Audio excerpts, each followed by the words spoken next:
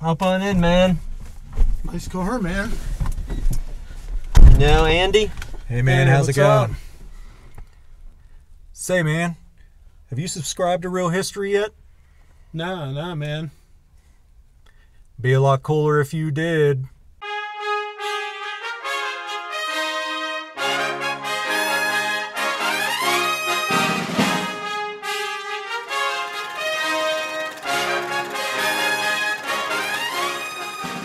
Welcome everyone to the latest installment of Real History. I am history professor Jared Frederick, and tonight we have a real delight in store for you.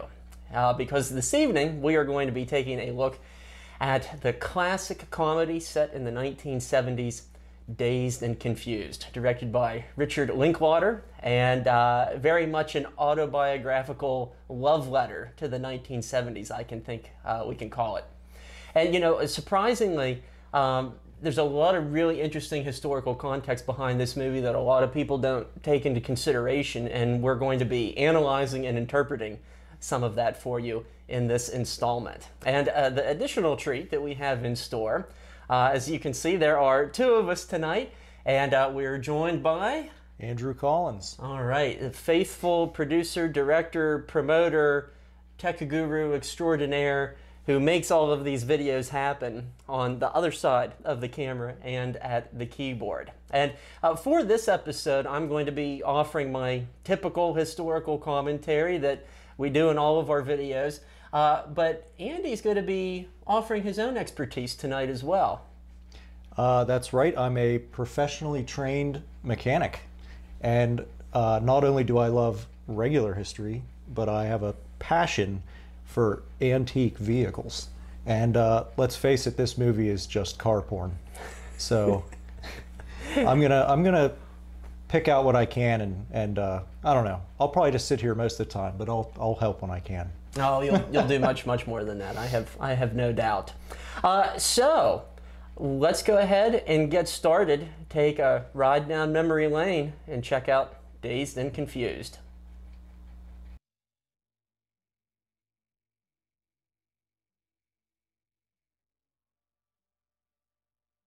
I guess I get to start off here. You can't actually hear Aerosmith playing in the background here due to copyright, but you do get to look at this beautiful 1970 Pontiac GTO Judge. But the funny thing is, that's not a real Judge. What? The GTO Judge was never offered with a vinyl roof. Ruining it already for me. Yeah, the director just did not care. And you know, he really strived for authenticity, or so he claimed in the director's commentary. But you know, that's how he envisioned this movie starting, having a GTO Judge, pumpkin-colored, you know, kind of just cruising through the parking lot. It sets the tone right out the gate. Yeah, I suppose so, but flawed a little bit, huh?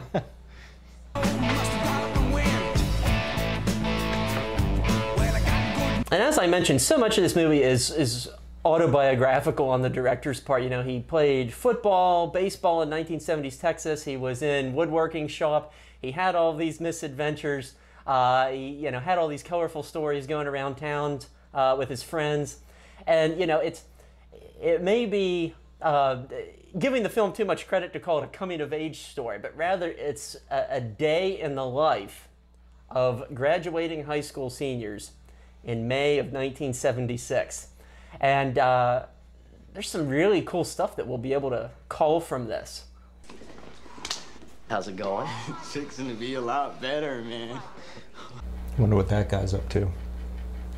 The great Rory Cochrane. He's been in a number of films. He's just a little bit older and heavier. It's all back by the end of the day, too. Can you believe that one? And everybody's signing it? Just to get him off our back. You know, and some critics of this film say that it really lacks a plot. Like, it just kind of meanders as its characters do. But when you think about it, like, the real plot of the film revolves around this pledge that the football players are supposed to be signing. And, you know, that sort of thing was not uncommon, you know, in the 1960s and the 1970s when schools were really trying to hold athletes to a higher standard as far as behavior and public appearance and whatnot goes. some people could say the shoe's kind of on the other foot now. I just didn't know that drugs and alcohol were such a big problem that they had to resort to neo-McCarthyism. No, I think they're just afraid some of us might be having too good a time.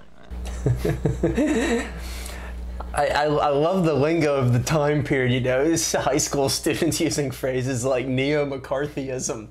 And, you know, that too kind of gets to the other big themes of the movie because, you know, in so many ways, you know, the movie, it's kind of this meditation about, you know, oppression or suppression inflicted by adults combined with teenage liberation on the eve of summertime.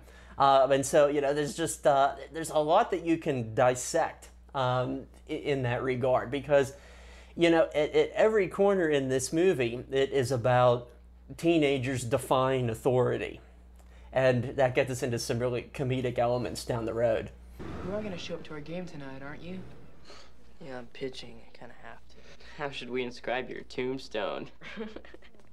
And of course, Wiley Wiggins as Mitch is just kind of perfectly cast. And the casting director essentially found him on the streets of Austin at a gas station or an arcade or something like that. And he just kind of perfectly represents this awkward teen of the 1970s during this moment of transition from middle school to high school.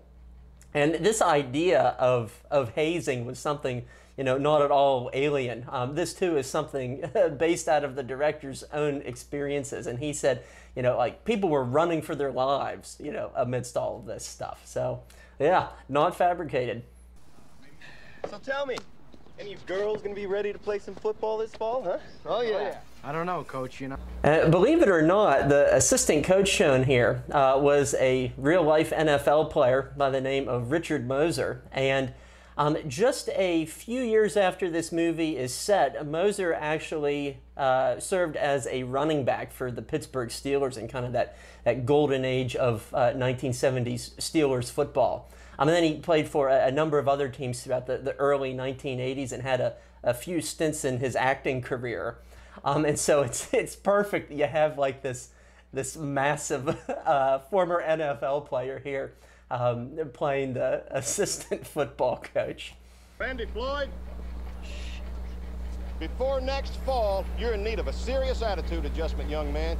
And of course we get this sense, much like the good cop, bad cop dynamic, we get a sense of a good coach, bad coach dynamic here too. It just kind of lends itself further to the comedic tension that we see play throughout. Oh, Joe Banion flunked? Yeah, what a dumb shit. Y'all ready to bust some ass? That's a 74 Plymouth Duster. And you can tell by the scoop and the spoiler that is a Twister edition.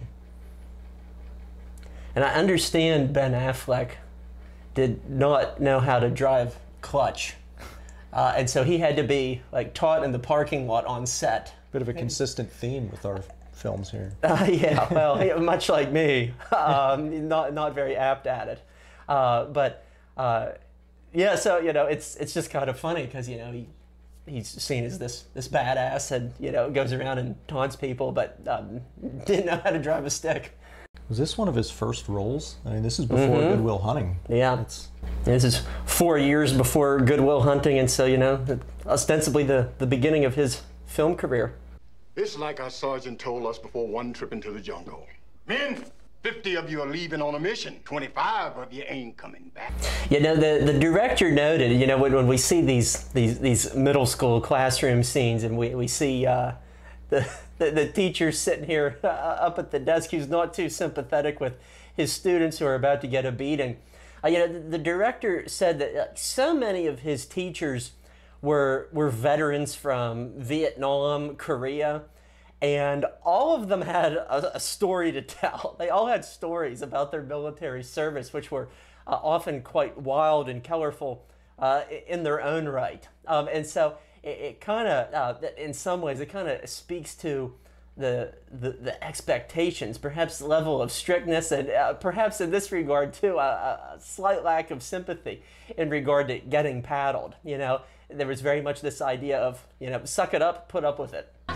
Don't forget what you're celebrating, and that's the fact that a bunch of slave-owning, aristocratic white males Didn't want to pay their taxes. I love this line about the founding fathers here, you know, about being a bunch of aristocratic landowners, don't want to pay their taxes and, you know, this and that.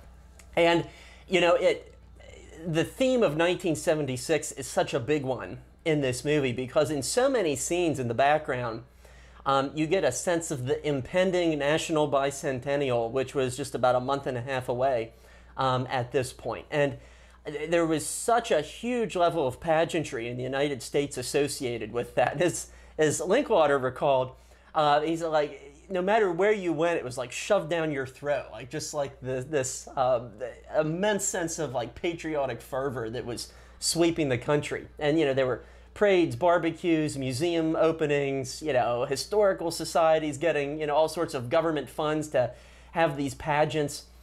And he just said it was inescapable.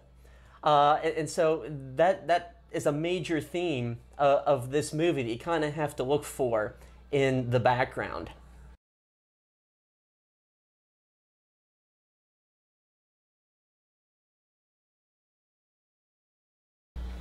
A conversation that I often have with my students about these themes from 1976, you know, it makes sense that Americans in that time were reflecting on their past and their troubled present. I mean, when you think about everything that was going on in the country and that was about to happen, I mean, you know, you think about Watergate, you think about the end of the Vietnam War, impending energy crisis, growing problems on an international stage. There was a sense of fatigue, later to be called malaise, later on here in the 1970s. And we shouldn't at all be surprised that people were looking for something uplifting and patriotic, you know, during those times of difficulty. Open wide. Up. Open wide. Open down. The level of hazing here often varied by gender, whereas the male hazing was very chaotic. What we see with the females is that it's very regimented, it's very planned out, it's almost like they're sticking to a schedule. And these two are drawn from the recollections and memories of the filmmaker. I don't think so, creep. Mom? Carl, get in the house. Get in the house! There are a number of cinematic tips of the hat throughout this movie. You know, in the beginning, we see the day, the time, the location. The director was inspired by the opening of the movie Psycho in that regard. And here with the shotgun scene with the mom, that is an homage to the classic Robert Mitchum, Charles Laughton film, The Night of the Hunter, in which a very kindly matron looks after orphan children at the point of a shotgun in some instances. And so if you know your cinematic history, you can connect the dots here and you can figure out what classic films inspired the director as he was composing these various scenes.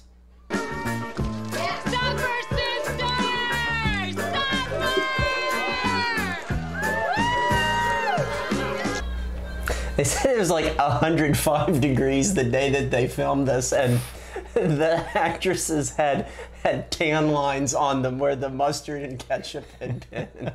So it was a very uncomfortable shoot, from what I understand. That's awesome. Will you marry me? Don't know. What's in it for me? Anything you want? Anything? Anything.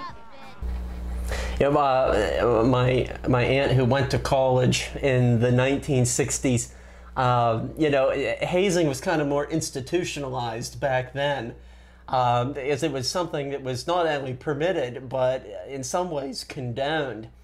For instance, freshmen had to wear these little beanie caps, and whenever an upperclassman approached a freshman who was wearing a beanie cap, they could, on demand, make you have to sing the alma mater of the university. And so, you know, you could just get away with a lot more stuff like this back in the day, and teachers and administrators, they saw it as kind of innocent fun. It certainly wasn't always, but, you know, people could get away with it. It built character. I suppose so.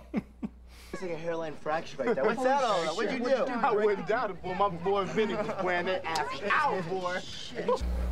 A great little detail in the background here on the marquee. We see Hitchcock's family plot, and it's evident in so many instances throughout this movie that the director is a fan of Alfred Hitchcock. And indeed, the movie Family Plot was Hitchcock's last film. It came out in April of 1976, and so it was about a month old when this movie is set. And so it's just these great little details that you sometimes have to spot in the background that really help set the scene. Hi, guys. You here to see Kevin?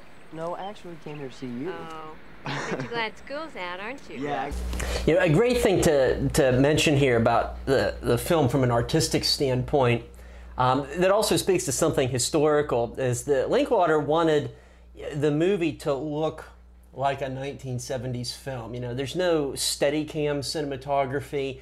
You know, everything's done on dollies, tracks, fairly conventional, much the way that a film in the 1970s would have looked. And, you know, accordingly, you know, with the music, none of the songs are before May of 1976. And he wouldn't even include songs from late summer of 1976. So everything is really of the moment, really did his homework in that regard. Sample of the goods. And here's another great piece of material culture, the eggshell chair, which was very much in vogue in the 1970s and could be found in many teenage bedrooms and college dorms like this all throughout the country. And in Men in Black. Yes, that too. Well, Men in Black very much has that sort of 1960s, 1970s aura to it, you know, as far as the sets go. So that makes sense. Man, damn. Hey, Dad. Huh? What's up? Did you order some kegs of beer? The ice pick in the door and kind of like guarding the gate. And I love the family dynamic here because like in the background you see these old black and white photos, and inside, you know, you see a poster for the Dark Side of the Moon. And it's like two different worlds on either side of that door that marks generations. And, you know, like the dad who's knocking on the door, like I picture him as like, you know, a World War II vet or a Korean War vet, you know, who wants the line to be towed. He has these certain expectations, doesn't really care for what his son is doing here. And you can't tell me that a character like this didn't influence the likes of a character like Red Foreman off that 70s show. I think without Dazed and Confused, there is no that 70s show. Kind of sparked the interest for the genre. I think so. I think Red Foreman was a Korean vet. Uh-huh. Yeah. Talk about something we could analyze. The entire run of that 70s show. It was a couple years from now if we really run out of stuff to do.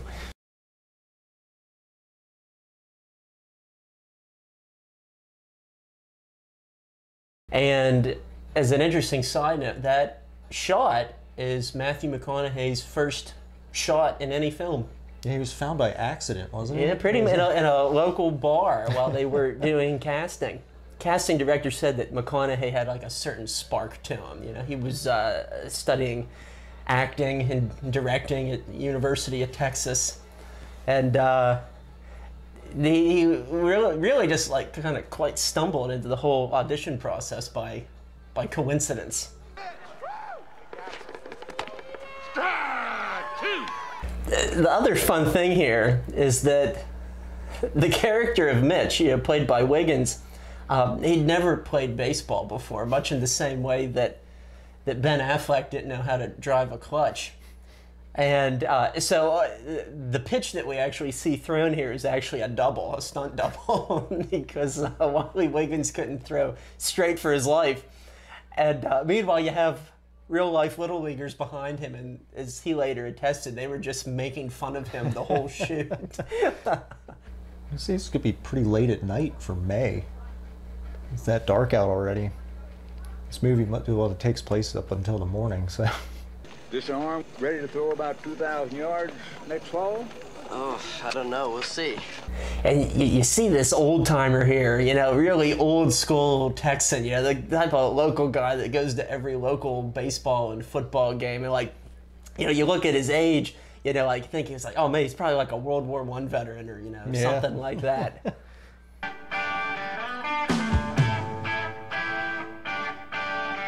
And, you know, here we go once again, you know, the sign on the outfield fence, Happy Birthday, America. And, you know, as everybody attested, you know, this sort of stuff, it was everywhere. It was so prolific.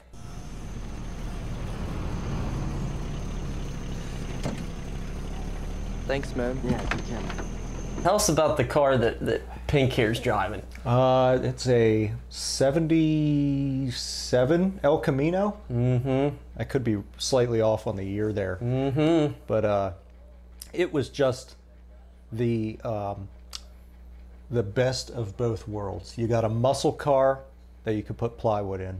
Mm-hmm. And I've told you this before, but I'll repeat it for the sake of the audience here. But one time in my driveway, there was both a brown Camaro and a red El Camino. Mm-hmm. And then my little brother came along and we needed room for a car seat. And both of them disappeared. Thanks, Mark.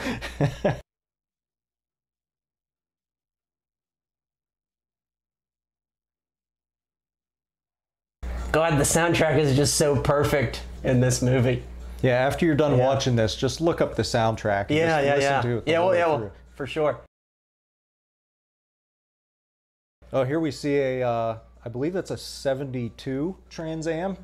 I, myself, owned a 79 Trans Am. Bird on the hood, shaker scoop, camel leather interior. I paid $609.45 for that car. Very good. Yep. Very good.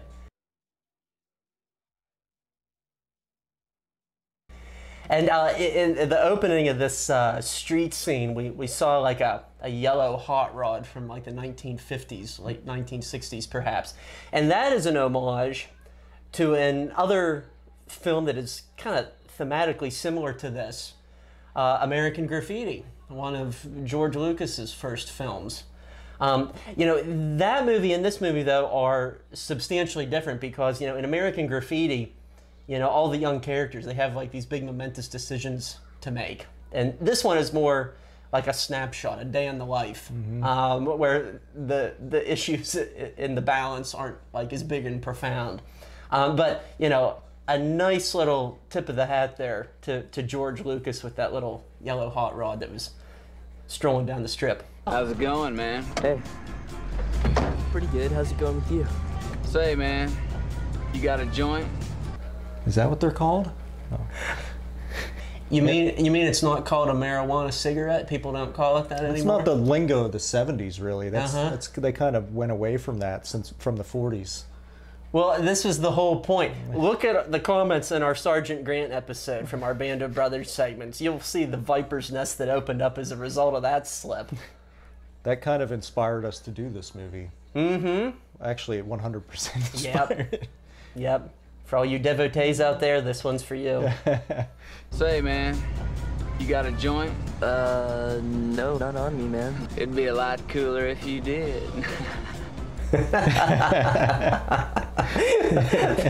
Absolutely the best line in the movie. Jason, you know what we're talking about.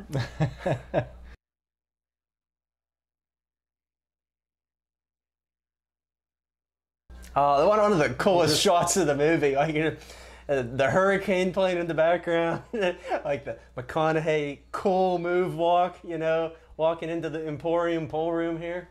You know, it's like a religious experience almost. Bummer about your party, man.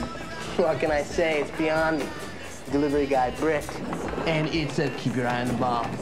Dead issue. So we see them playing foosball here, and foosball was huge in the late 1970s. It was kind of this fad where, you know, where these table games, you know, they were being sold left and right. But really by the early 1980s, the fad passed. And, you know, one reason why it kind of vanished, the popularity of it dissipated? Could it be video games? Pac-Man. Pac-Man. Hey, it's the chicks. Oh, Siobhan still thinks she's mad at me. Why don't we get a little something going right here? Hey, what's going on? Hey, what are you guys up to? Yes? You may be asking yourselves, how do all these high schoolers have these amazing muscle cars? That's a great question. Well, the number one most likely reason is the gas crisis and the raising of all that. It inspired a lot of people to dump, offload these cars that they had just bought a few years prior and were still really nice. And these kids with summer jobs or something like that were able to, pick up these greatly depreciated. Nobody wanted a gas guzzling, 454 when the Toyota Corolla was very popular now, and the Pinto and the Gremlin, and families were kind of steering that way. And and the characters here think that the 70s weren't a good time. Look at the cars they had. Look at the music they had. There may be a beer bus later on. Oh, really? Yeah. Cool. Guess we'll see you around. All right, check you later. Bye. It's a Beetle. It could be anywhere from a 39 to a 2002. I think the last one rolled off the assembly line in Mexico, virtually unchanged. If it ain't broken, don't fix it. Right?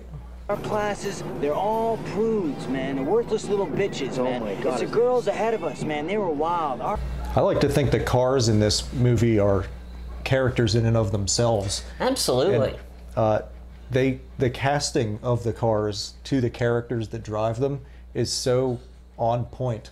Ben Affleck's character gets the, Duster, which was a lesser muscle car, but it was still there. But it's still in primer. He must have been a jackass and wrecked it and hasn't gotten around to fixing it fully. And yeah, I mean, O'Banion, he seems like the type of character that never really fully commits to anything, and so maybe he's just like tinkering on it here and there, but hasn't committed himself fully to it.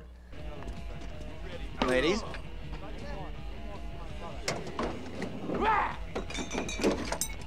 Did your trunk ever look like that? Not mine, but a friend of mine's may have looked like that a time or two. Yeah. I had a truck bed that looked like that once. Okay. Well, I suspect the statute of limitations has passed.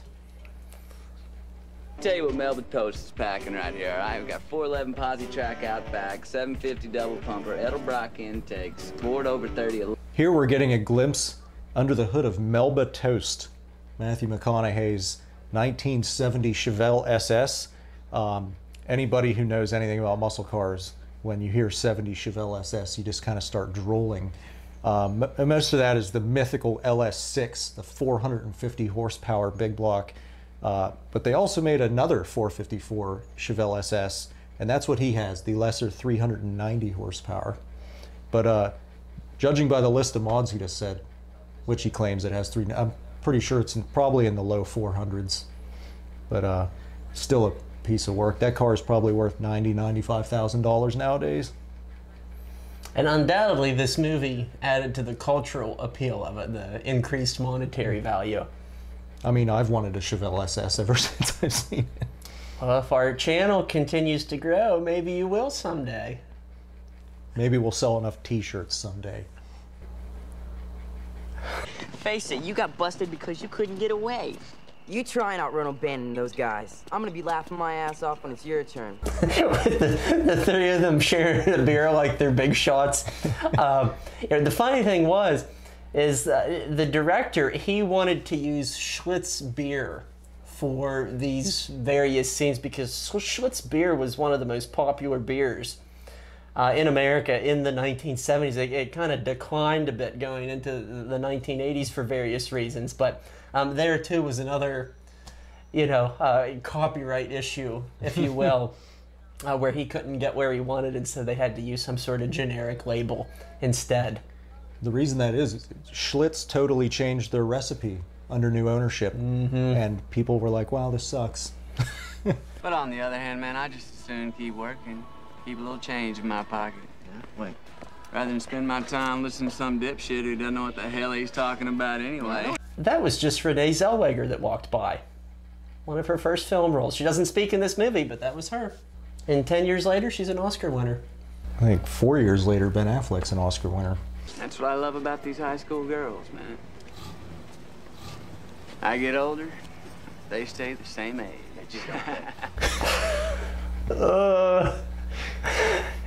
It's kind of cringeworthy.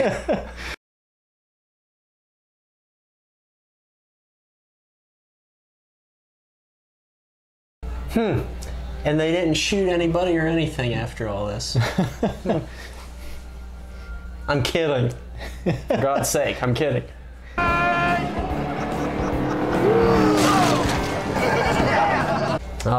Bicentennial mailbox obliterated.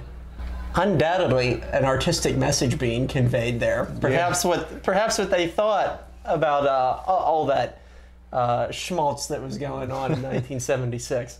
Good. All right, now don't try anything or I'll shoot the shit out of you. Don, give the beer back, man. I paid for the beer, man. And this guy's actually the stunt coordinator for the film, because he has to do a little bit of a role here as he's shooting. And so they wanted somebody to be able to do that, and here he is. What a memorable scene it is, too.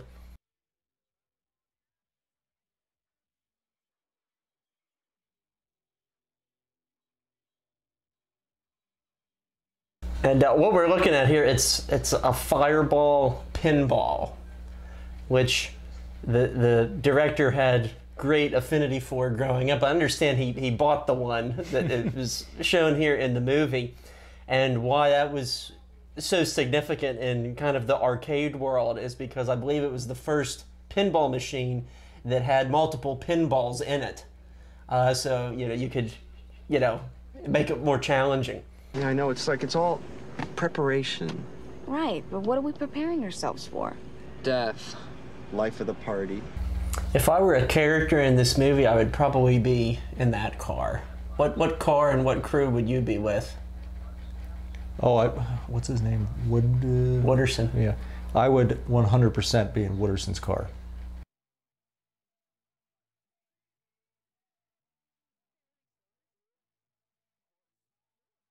Of course, with Slow Ride playing here in the background, a point that the filmmakers were trying to convey with this repetitive use of classic rock from the late 1970s is the point that the music never went away. That it resonated just as much in 1993 when this movie came out as it was 15 years earlier when this movie is set. And so, it kind of goes back to that theme of the movie that some things never change. Teenagers never change, and good music doesn't change either. Yeah, all of these songs are still on the radio every all the day. time. Keep watching me, you might learn something. Shit, you got so many balls on the table, I'm gonna have to start. You want one? No, thank you. Be a lot cooler if you did. Remember me, you pig? The song playing in the background here is one of the lesser known ones in the movie. It's called Lord Have Mercy on My Soul by a group named Black Oak, Arkansas. And so it's a great tune, more recognizable since this movie came out, but perhaps one of the lesser known ones. It didn't have quite as much celebrity in 1993 when this movie debuted.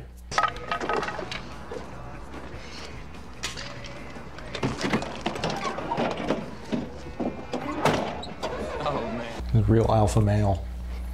And it says so much about his character. He's angry throughout the whole movie. The only time he gets any satisfaction is when he's beating up somebody, and the fact that he jumps in his duster while he's covered in white paint. It's like another kind of cringeworthy moment. Come. All right. Oh, Christ. How you doing? Those are the words that he said when he won his Oscar 20 years later. Say you need a ride? No, I got my own car, thanks. Yeah, well listen, you ought to ditch the two geeks you're in the car with now and get in with us, but that's all right. You can really do a psychological analysis of all this, because Wooderson is the type of guy who can get any woman he wants. And, you know, tonight, you know, he's going for like the intellectual redhead, you know, something a little bit more psychologically stimulating, perhaps. So, and of course, you know, doesn't get better than the line that he is now ubiquitously known for.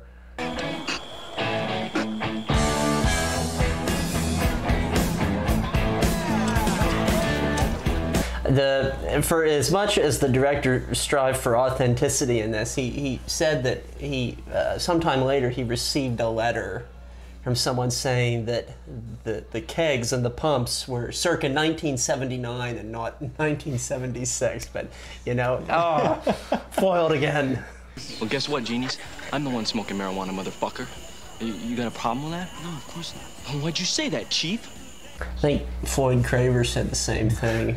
I actually think we found the guy that's been typing all the YouTube comments. Ah, that explains a lot. Power plant. Actually, it's a good idea. I mean, you got a full moon out here every day of the year, you know? Yeah, but nothing. Moon towers are something that aren't so typical anymore.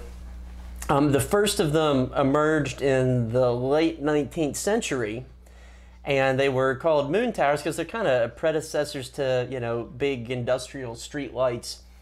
And, you know, you'd see them in various towns that were popping up out west.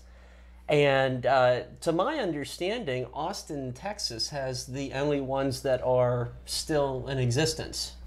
And the ones in Austin, I think, put up around the 1930s or so. And interestingly enough, the Austin moon towers were put on the National Register of Historic Places. And guess when they were put on the National Register of Historic Places? If I had to guess, I would say 1976. July 1976. So yeah, what do you know?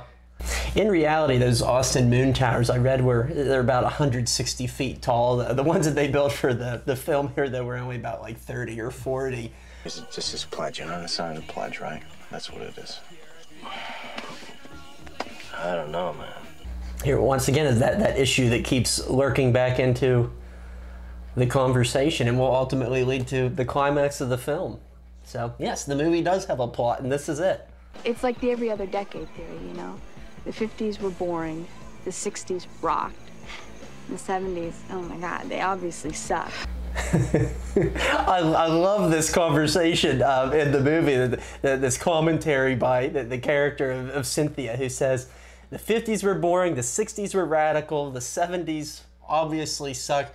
Who knows what the 80s may bring? And of course, the 80s were entirely reactionary. I think one could argue in a lot of ways. And it led to this kind of decline in music. I mean, there wasn't music like this in the 80s. There was good music in the 80s, but you consider like... It was more poppy. The scourge of rock and roll music, MTV, that came about in the 1980s. I mean, you know, it just wasn't the same. And, of course, by the time we get to the 80s, too, you know, it's kind of a throwback to the 1950s, both in the sense of the Cold War and baby boomers started becoming their parents.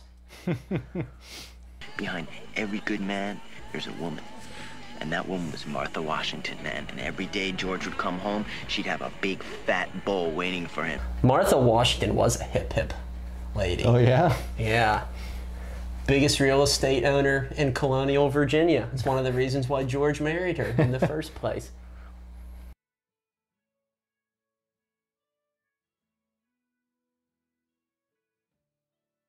I think a really profound point, you know, as we just listened to one classic song after another, you know, people have commented, historians and cultural critics have commented that, you know, that this time at the tail end of the 70s, before MTV comes about, like it was the last chapter in this era when musicians didn't have to worry about what they looked like.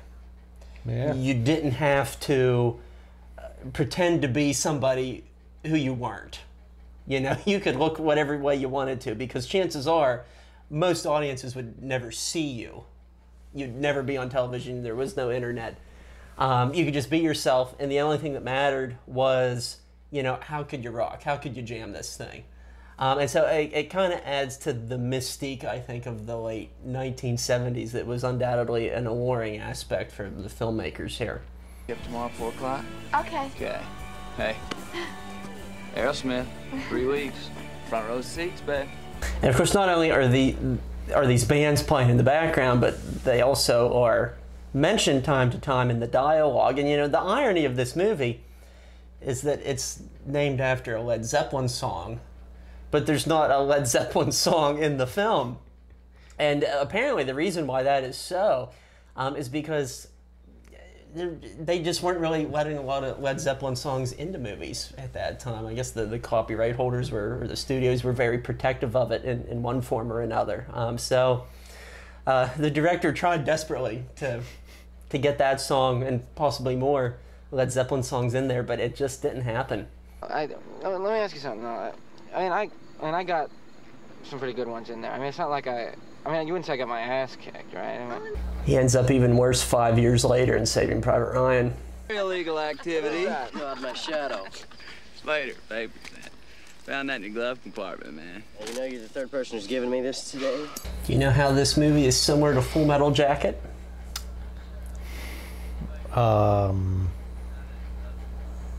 Shoot. It is broken into 3 chapters. Okay. There's the hazing, there's the cruising, and there's the beer bust. The older you do get, the more rules are gonna try to get you to follow. You just gotta keep living, man.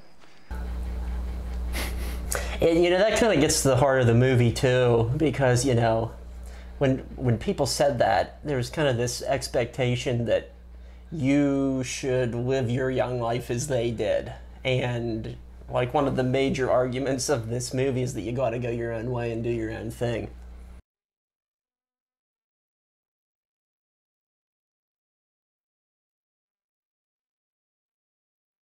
They're laying here next to a 71 Ford Maverick, and it kind of replaced the Falcon that didn't sell very well after the Mustang came out. And it was kind of geared toward they called it like an import fighter. Ford trying to scoot into that, you know, the looming gas crisis economy market.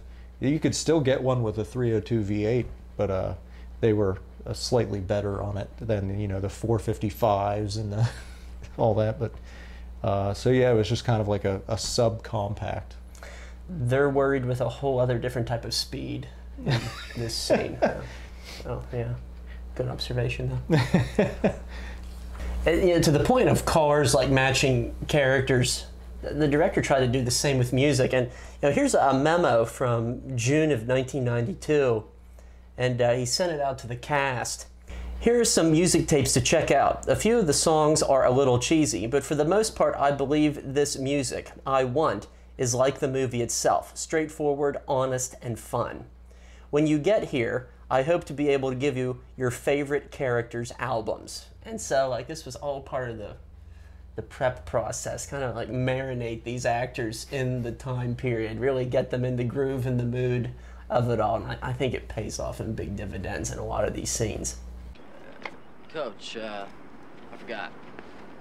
I might play ball, but I will never sign that. I mean, we could consider this the climax of the movie and kind of the message of the film. It's not just the 1960s kids that are defying authority. Like the message is making the argument that, you know, young people in the 70s could do it too.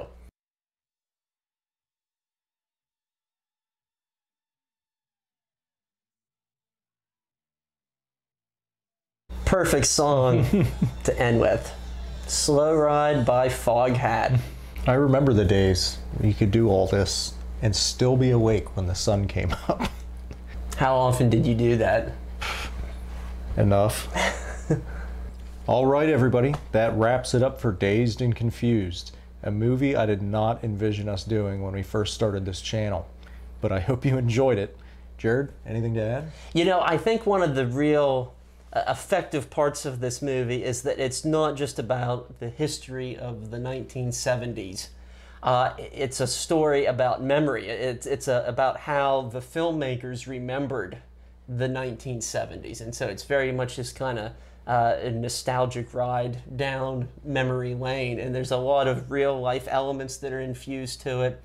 And a lot of subtle aspects of the film offer some really interesting insights and commentaries about what it was like to be a young person in 1970s America, good, bad, or otherwise. And so for as unlikely as it may seem, I think Dazed and Confused has a lot to offer from a historical perspective. Sound good? Very well said. Right. It even took us down a memory lane. It's true, and it speaks to the universal themes that the movie wanted to reflect upon, so absolutely. All right, well, let's switch things up here, and I'll say thanks for watching, and we'll see you next time right here on Real History.